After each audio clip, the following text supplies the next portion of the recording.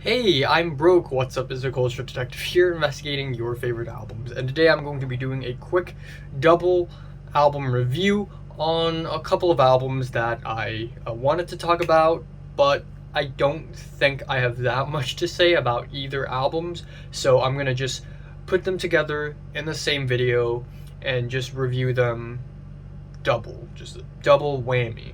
So the first album I'm going to be talking about is the new Open Mike Eagle album, another triumph of ghetto engineering. So it is the new Open Mike Eagle album after last year's component system with the auto reverse. And yeah, given that Open Mike Eagle has released a new album this quickly after the last album, it's pretty much evident that this album is essentially a bunch of leftovers from the last album. It's really short, it's about 25 minutes long. The beats aren't really that impressive, the performances aren't really impressive. But what makes this album sort of stand out to me is that at this point, it sounds like Mike Eagle has just given up. Uh, this album, and even so for the last album, it just sounds like a collection of tracks where he just fucks around and really doesn't care what's coming out of it. And it's actually really funny. The result is really funny. It is essentially a list of tracks where we got some okay beats and okay performances, and Open Mike Eagle just rambles off and saying whatever. Like the album opener, I Bled on Stage at First Avenue with the compressed drum loop and the non-instrumental.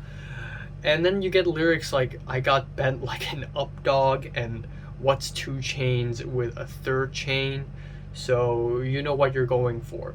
And the lyrics get more and more insane as the album goes. We have the second track, BET's Rhapsody, where the beats sound so kiddish and cartoony, it's actually hilarious. And then you get the feature, Young Z, who I've never heard before, and he comes out with this line, I got fans like R. Kelly, please pee on me. And then a little bit later, we have the grand prize game on the Bozo Show, where again, the track features multiple rappers. One of the rappers is Video Dave, who says, I shit in a bucket, I got a chicken McNugget. Yes, that is a real line.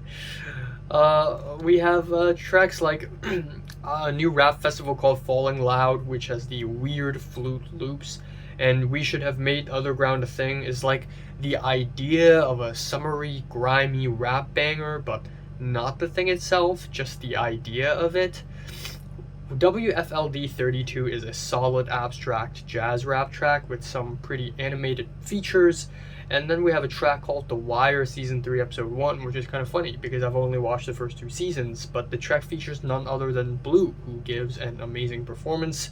And then the album ends off with Mad Enough to Aim a Pyramid at You, which is actually a really good ending. It's got the dusty sequenced beats, the sweet bubbly keyboards. It's so awkward, but it's also kind of catchy at the same time. So yeah, overall this album is kind of a fun listen in a way, and it's not a great album by any means, but it's really funny. So 6 out of 10, feeling a light 6. So, second album I'm going to be talking about is the new Leah Kate album, Super Over. If you're not caught up with the lore, Leah Kate's Twinkle Twinkle Little Bitch is easily the worst song released last year, where she basically does this interpolation like, oh yeah, I'm interpolating Kid's song, but it's angsty and sassy. So twinkle twinkle little bitch, and she's also like 31 years old, so it's even weirder. Like if she's 20 something, or if she's 15, it would make more sense, but this is just why, you know?